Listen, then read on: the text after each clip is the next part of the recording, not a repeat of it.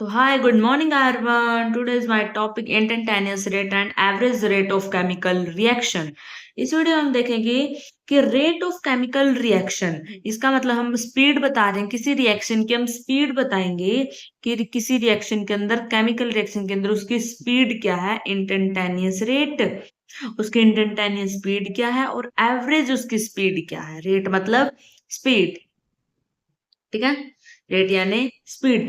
Average का मतलब होता है जैसे पर्टिकुलर टाइम पर, जैसे हम 12 बजे कोई रिएक्शन देखे, ऐसे टाइम पर 1 बजे हमने कोई भी रिएक्शन की है, हम उसको 2 घंटे बाद देखे, 1 घंटे बाद देखे, दैट इज एवरेज रेट। फिर इंस्टेंटेनियस हो गया, पर्टिकुलर टाइम पर देखे कि वो रिएक्शन 11 बजकर 2 मिनट के 36 सेकंड पर कैसी होगी वो रिएक्शन, वो भी इंस्टेंटेनियस रेट, ठीक है। तो हम पढ़ते हैं द रेट ऑफ, ये बोर्ड के लिए वेरी इंपॉर्टेंट है, the rate of change in concentration with time of different chemical pieces taking part in a chemical reaction is known as rate of reaction।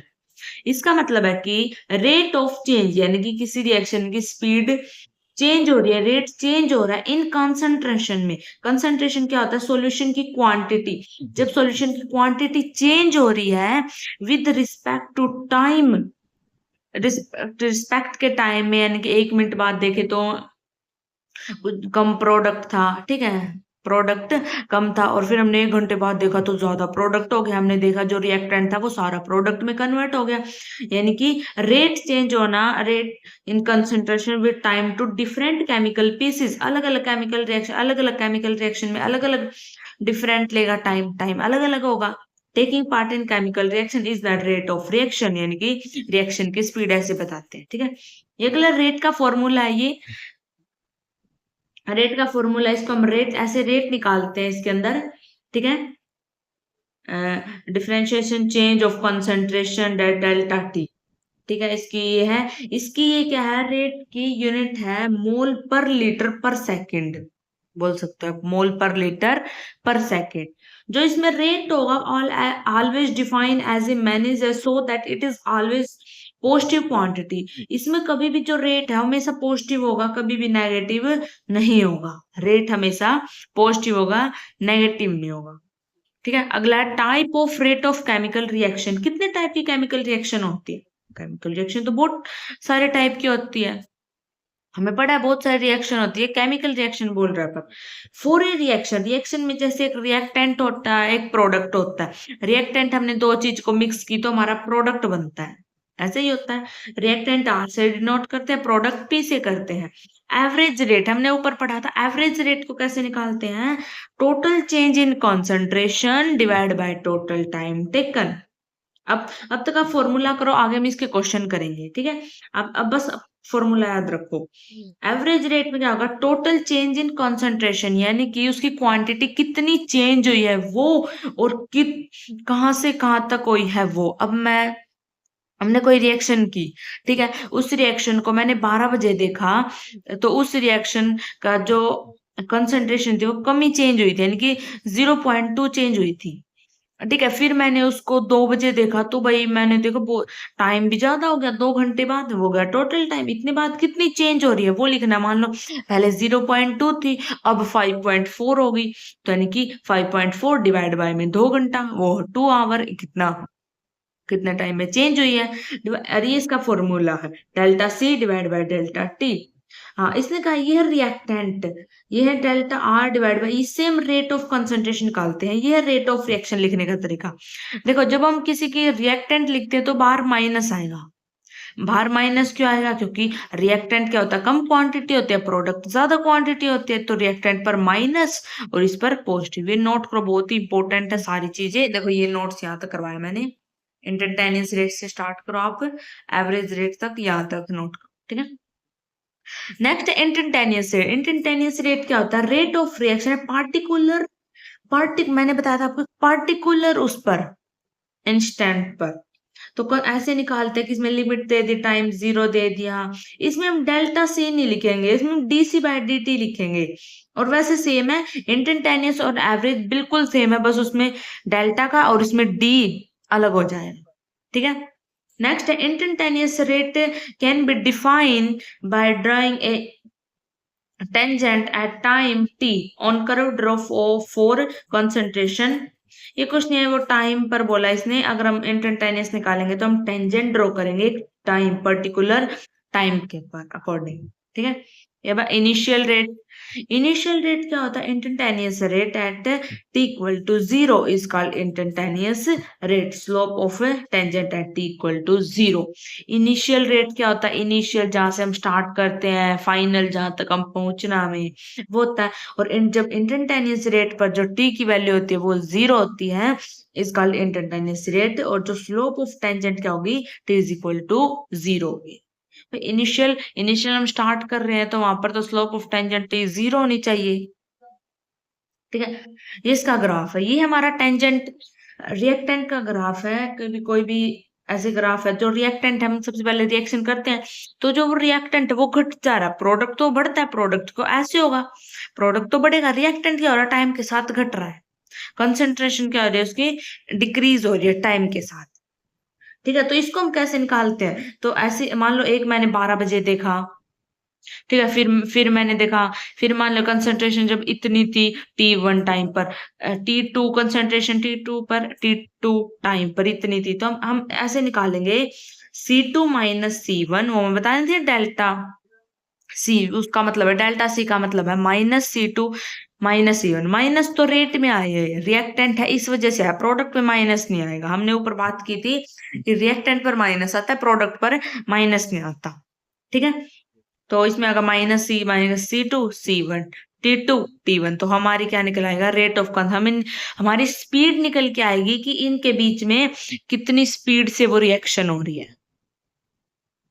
ठीक है, और इंस्टेंटेनियस टाइम यानी कि इस टाइम पर निकालो। इंस्टेंटेनियस के लिए यहाँ पे स्लोप ड्रॉ करना होगा, देखो इसने स्लोप ड्रॉ किया हुआ है, slope of tangent, tangently slope draw करनी पड़ेगी। ठीक है, अब ये कुछ की पॉइंट है, इसने कहा है कि the rate of reaction are instantaneous और are average always calculate a positive quantity, ये हमेशा पॉजिटिव रहेंगी।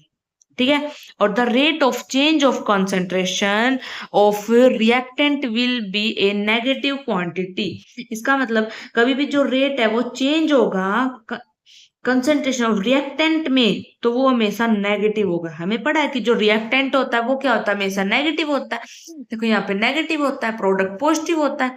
तो वही बात इसने कही है कि rate of change of concentration of reactant will B negative if concentration क्या होगी? कम होती है टाइम के साथ, इस वजह से so we multiply negative sign. तो जब भी हम कंसंट्रेशन निकालेंगे तो नेगेटिव साइन के साथ उसकी मल्टीप्लाई करेंगे।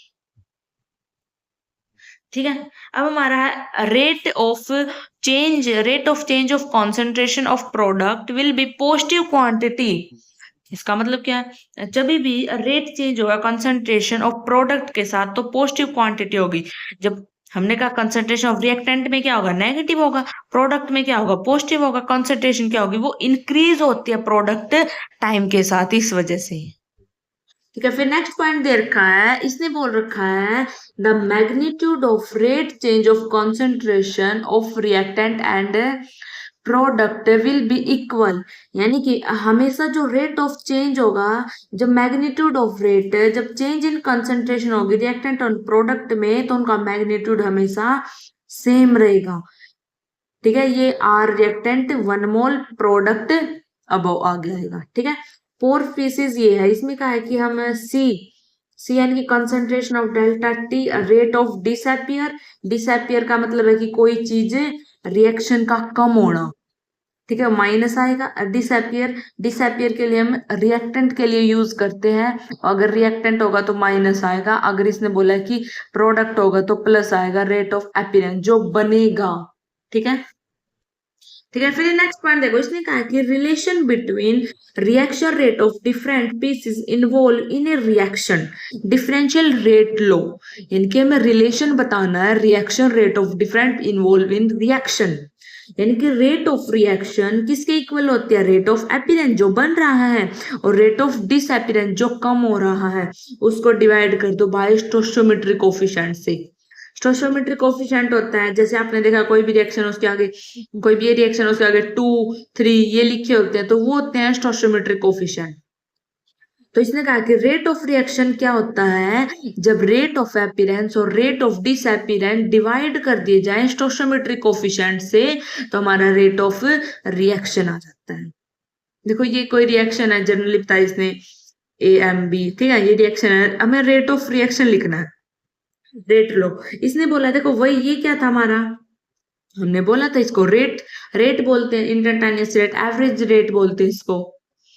इंस्टेंटेनियस रेट है क्योंकि डी है, एवरेज में तो डेल्टा था आता था, ठीक है। तो -1/m, माइनस क्यों आया, कॉन्सेंट्रेशन है, -1/m। इसने बताया कि रेट ला कैसे निकलता है, स्टोइकोमेट्री से डिवाइड कर दो तो 1/डिवाइड ए की कॉन्सेंट्रेशन, इधर भी माइनस है क्योंकि ये भी रिएक्टेंट है, 1/n DAB, और इधर पॉजिटिव आ गया, तो सेम ऐसे ही लिखा जाता हमारा रेट ऑफ रिएक्शन, ठीक है।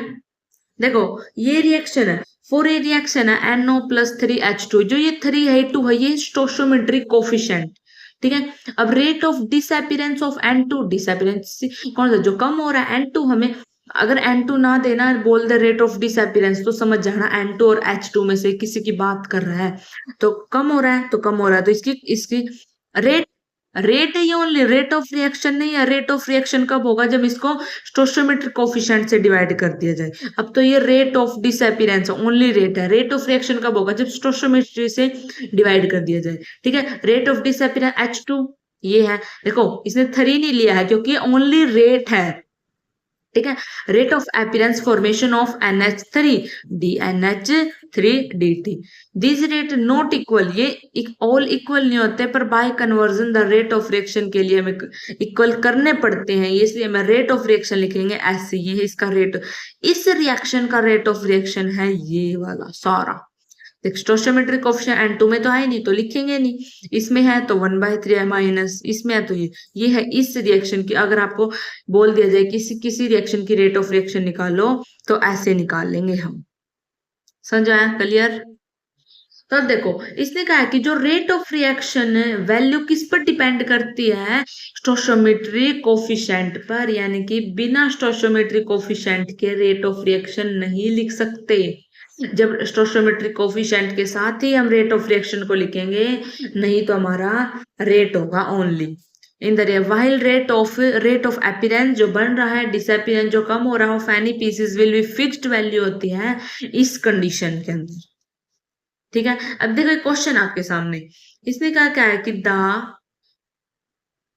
देखो इसमें क्या कहा, द टर्म है dH/dt in the rate of appearance. अब हमने इसमें से क्या, इसे इंस्टेंटेनियस रेट ऑफ रिएक्शन बोला, क्यों, क्योंकि dH/dt है, एवरेज तो हो नहीं सकता, इंक्रीज कंसंट्रेशन नो, इनका तो एवरेज भी नहीं हो सकता भाई, एवरेज भी नहीं हो सकता, ये तो कंसंट्रेशन नो, कंसंट्रेशन भी नहीं बता रहा ये, तो dx बाय इंस्टेंटेनियस रेट, क्योंकि इसमें d है, अगर एवरेज होता है डेल्टा होता, ओके। देखो अब क्वेश्चन करते हैं, ये क्वेश्चन किस चीज का एग्जांपल है, the decomposition of N2O5 ClSO4, ये इतना टेम्परेचर दे रखा है, ठीक है, कंसंट्रेशन दे रखी है N2O5 in the solution, initially concentration दे रखी है N2O5, इसका मतलब इनिशियली यानी कि जहां से चले वहां से कहां तक दे रखी है 2.5 एंड इट रिड्यूस हो ये, ठीक है, इसका मतलब C2 C1 और डिवाइड बाय टाइम। तो एक बार मुझे C2 C1 divide by time करके बताओ। देखो हमको उस क्वेश्चन में दे रखा है, हमको इनिशियली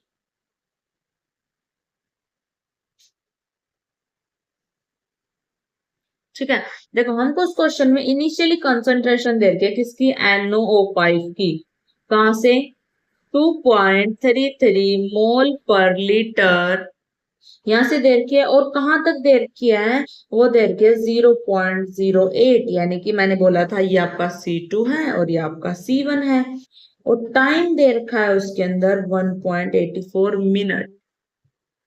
तो हमने हमने हमने फॉर्मूला पढ़ा था, हमने क्या पढ़ा था कि delta C divide by delta T से, ये हमारा फॉर्मूला था, और हमें कंसन रिएक्टेंट का बताना है, तो क्या आएगा -2.3 C2 - C1, तो 33 का 2.08 डिवाइड बाय 184, ये करो। ठीक है, ठीक है। अगर हम इसको सोल्व करेंगे तो हमारा कुछ आंसर आ जाएगा, ये हमारा डेल्टा सी डिवाइड बाय जो डेल्टा टी होगा वो हमारा, ये तो हमने इसमें फॉर्मूले में किया है, हमारा इससे तो रेट आ रहा है, रेट हमारा आएगा 6.79 इंटू 10⁻⁻4 मोल पर लीटर। इसको सोल्व करेंगे तो ऊपर वाले को। ठीक है, अब हमें क्या बताना था क्वेश्चन में। ठीक है, देखो हमने यहां से यहां तक तो निकाल लिया। अब इसने कहा कि जो reaction take place according to इस रिएक्शन के, ये रिएक्शन लिखो अपने नोटबुक में, इस रिएक्शन के अकॉर्डिंग हम कैलकुलेट करेंगे average rate of reaction in term hour minute second में, और रेट ऑफ जो प्रोडक्शन ऑफ NO2 निकालेंगे। NO2 एनसीईआरटी का क्वेश्चन इज वेरी इंपॉर्टेंट।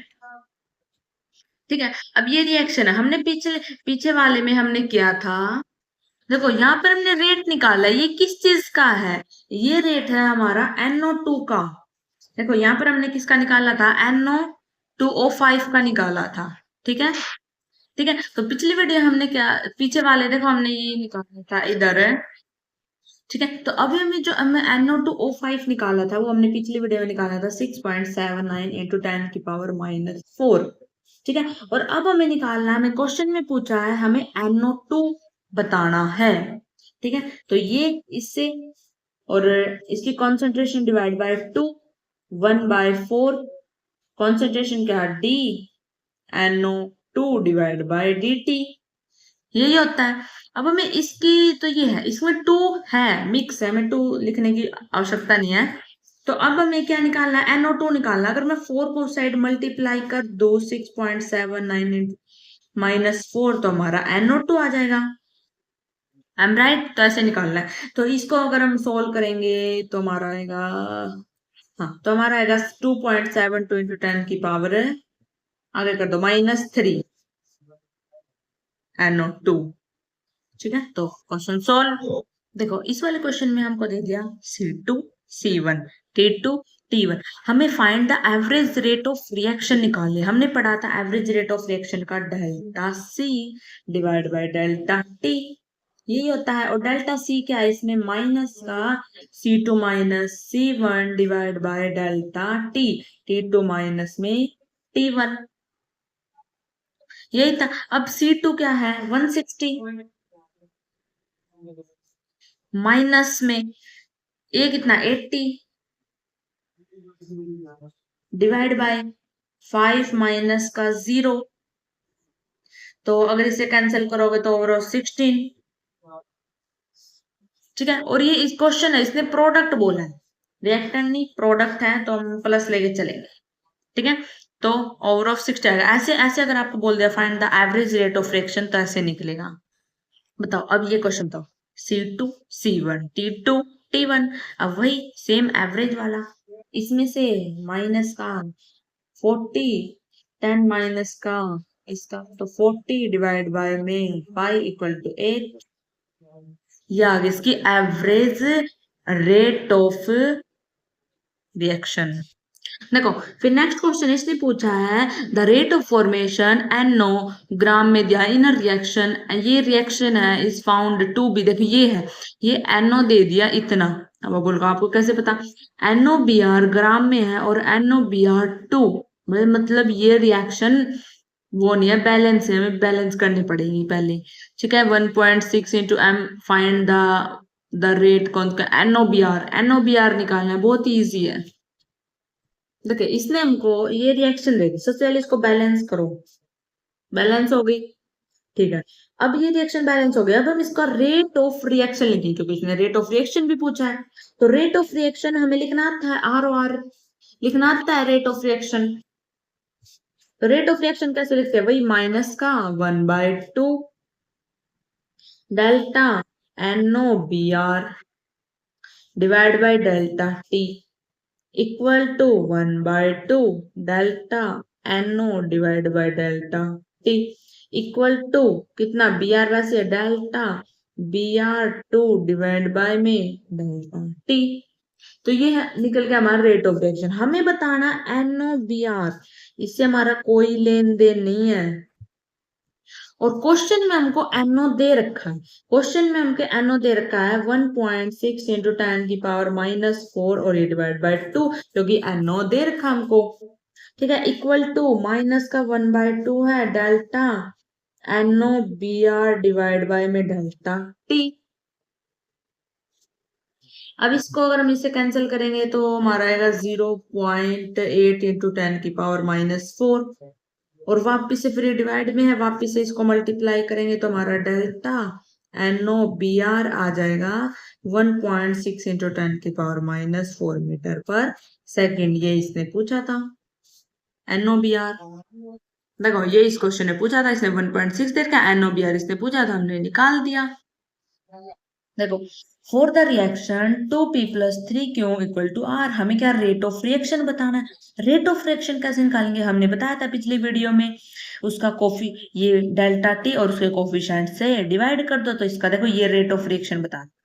पर इसने ये नहीं पूछा, रेट ऑफ रिएक्शन तो हमने निकाल दिया, इसने पूछा rate of appearance of R, इसका ये कितना बनेगा आर, ये बताना है, हमें बताना है कि आर कितना बनेगा। ठीक है, देखो यही क्वेश्चन है फॉर द रिएक्शन ए और हमें रेट ऑफ रिएक्शन बताना, हम बता सकते हैं रेट ऑफ रिएक्शन क्या, इसका रेट ऑफ रिएक्शन आएगा -1/2 डेल्टा पी डिवाइड बाय में delta T equal to -1/3 delta Q divide by में delta T equal to delta R divide by में डेल्टा टी। ठीक है, देखो अब हमें रेट ऑफ अपीयरेंस यानी कि उस रिएक्शन के अंदर, इस रिएक्शन के अंदर जो आर है वो कितना बनेगा ये बताना। ठीक है, तो उसके लिए हमें चाहिए स्लोप, स्लोप चाहिए। स्लोप कैसे निकालते हैं हमने पीछे सीखा था उसको, मतलब यहाँ से हम टाइम दिखा रहे थे तो कुछ यहाँ पर उसकी वो बतानी पड़ती है, स्लोप दिखानी पड़ती है। ठीक है, तो यहाँ से स्लोप दिखानी पड़ेगी, तो स्लोप दिखाने के लिए पूरा एंगल 180, तो ये एंगल हुआ 135 हो गया। और स्लोप निकालने के लिए आपको एक दिमाग है, रेट किसके इक्वल होता है, स्लोप के, और स्लोप इक्वल होती है टेन थीटा के, और टेन थीटा इक्वल टू होगा 1/35 के, इस वजह से हमारा ये इक्वल होगा 135 के। यहाँ से तो टेन 135 की वैल्यू होती है किस -1,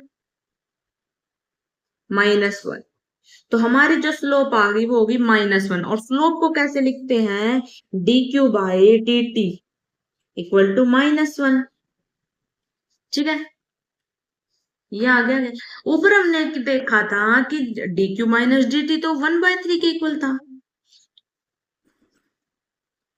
तो हमें निकालना आर, आर निकालना में आर की, तो हम लिख सकते हैं, हम dq की जगह dt/1 पुट कर सकते हैं, तो हमारा आंसर आ जाए जो -1 डिवाइड बाय 3 इक्वल टू -1 1/3। अब ये 1/3 किसके इक्वल है, अब हमारा ये सोल्व किया तो 1/3, ये 1/3 इसके इक्वल है, तो यानी कि आर की जो वैल्यू होगी वो क्या होगी हमारी 1/3 होगा हमारा डेल्टा आर। ठीक है, नेक्स्ट क्वेश्चन है, फॉर द रिएक्शन हाइड्रोजन है I2 है प्लस 2Hi है, the rate of disappearance of H2 is 2 gram minimum. देखो ये क्या है, ये इसका मोलर है, ये इसका मोल है।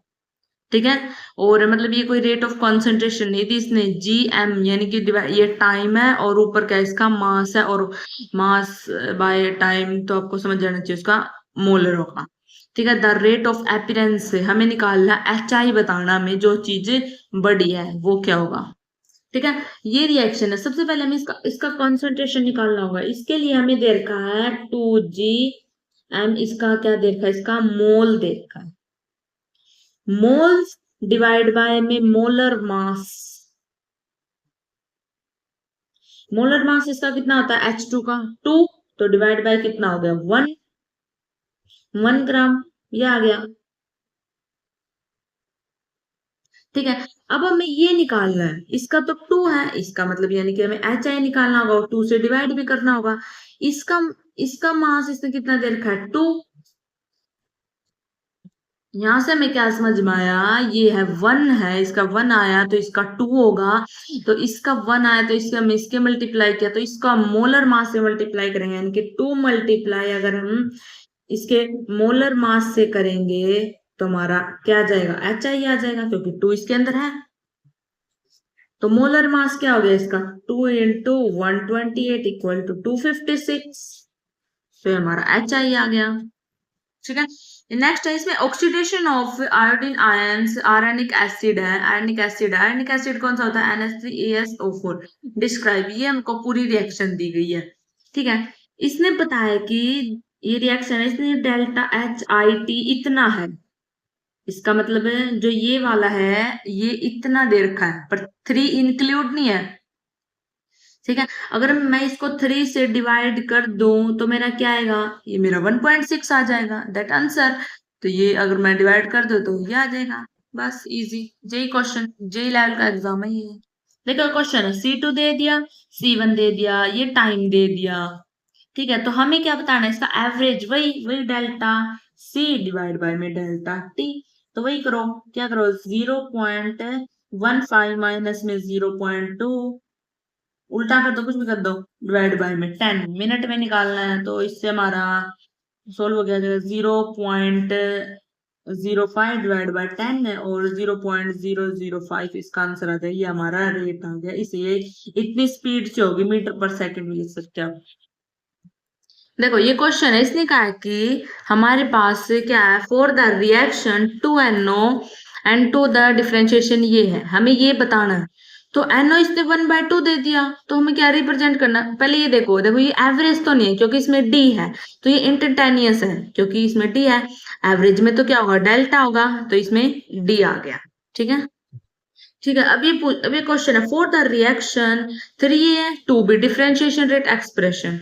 ठीक है। dB dt is equal to क्या आएगा, हमें dB निकालना है। तो डेल्टा है, डेल्टा के अंदर 1/3 होता है आपको पता हो तो, और 1/2, तो 1/3 नीचे और 2 ऊपर, यानी कि हमारा, और B निकालना है यानी कि -2/3 आएगा।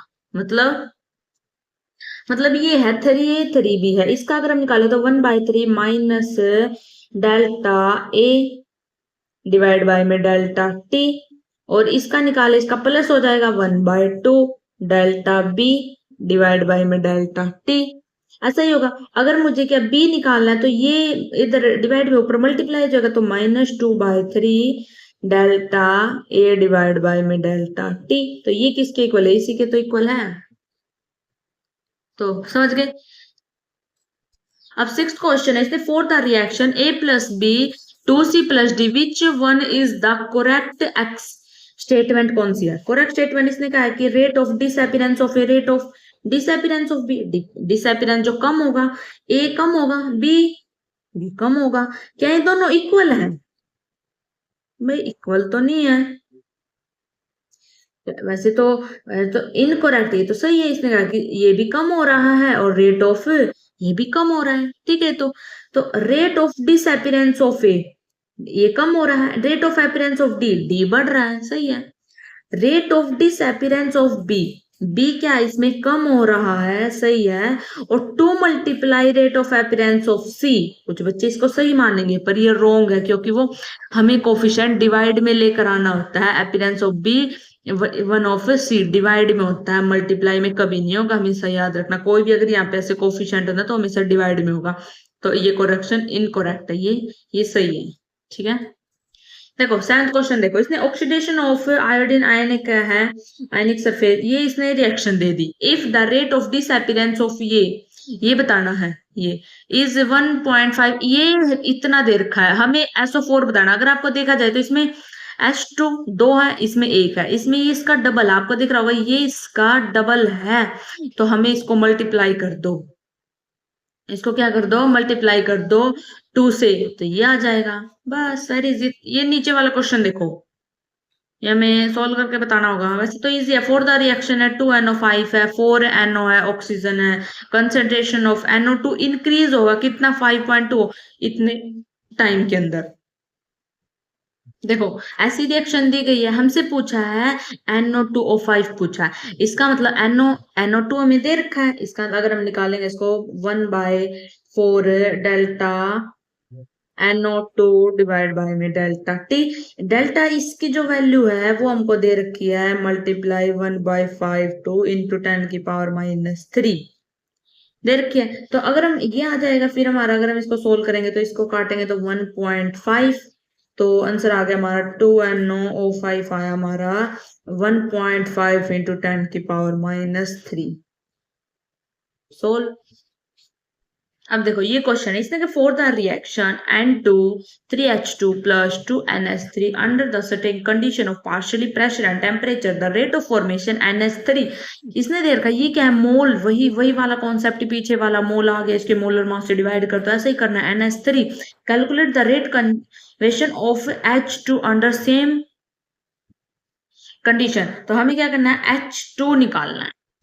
देखो ये क्वेश्चन है, इसमें जो है इस क्वेश्चन के अंदर जो NH3 है वो हमको दे दिया 10⁻³ वही मैंने बताया था, वही ये क्या है, ये इसकी वैल्यू नहीं है, ये है इसका मोल। मोल को डिवाइड करते हैं मोलर मास से, मोलर मास इसका क्या होता है 17 इंटू में 3 क्योंकि ये ग्राम में है, हमें वो किलोग्राम में लेके जाना है, तो इसको कितना आ गया हमारा 1/17। अगर ये इसको मल्टीप्लाई करेंगे यानी कि हमें H2 बताना है, H2 बताना है, तो इसका होगा 3/2 और ऑफ 3/34। ठीक है, फिर इसका जो NO2 का वो मल्टीप्लाई होगा, यानी कि जो फिर हमारा ओवरऑल जो H2 आएगा वो होगा 2 मल्टीप्लाई 3/34 6/34। इसको सोल्व करेंगे तो आएगा हमारा देखो ये वाला क्वेश्चन है 1.76 इंटू एम से सोल्व करके देख लो बिल्कुल 1.76 इंटू 10⁻⁴। ठीक है, ये वाला इसका आंसर। देखो ये वाला क्वेश्चन हमने इसके एक्स वाई की वैल्यू बतानी है। ठीक है, तो डी ये किसकी वैल्यू है, ये है हमारी log 2 की वैल्यू। ये किसकी हमारी, ये है हमारी log 2 की वैल्यू। तो ये इसको हम ए से डिनोट कर लेंगे। ठीक है, ये बी, तो log 2 आगे आ जाएगा और बी ऐसे होगा, तो log 2 में हाँ log 2। ठीक है, तो ये आ जाएगा ए 1/2 बी 2 साइड जाएगा तो 2:1 आ जाएगी, यानी कि x आया 2 y आया 1 और ऑफ x/y 2:1। ठीक है, देखो ये क्वेश्चन है, which of the following DCDN concentration mole pressure. Concentration क्या होता है, देखो सभी में कंसंट्रेशन तो सभी में है, तो कंसंट्रेशन क्या होता है N/V। V किसमें है, V इसमें है, V इसमें मतलब B तो नहीं है, मतलब ऑल ऑफ D और B तो इसका नहीं है, यानी कि ये होगा, क्योंकि कंसंट्रेशन होता है N/V, V तो होना चाहिए। ठीक है, और फिर इसने पूछा कंसंट्रेशन बताना, मोल, मोल क्या होता है, प्रेशर क्या होता है RT डिवाइड बाई DP, मतलब ये आएगा इसका आंसर। ये बताना है rate the instantaneous point to curve for reaction NA&B show that given figure के बताना कंसंट्रेशन ऑफ बी की कंसंट्रेशन क्या होगा। देखो ये रिएक्टेंट नीचे आ रही है, प्रोडक्ट जो ये पॉइंट है मतलब यहाँ पे सेम होगी, यहाँ पे रिएक्टेंट भी सेम होगी, प्रोडक्ट भी सेम होगी। इसका मतलब है एन, इसको हम कैसे निकालेंगे, इसको हम M+N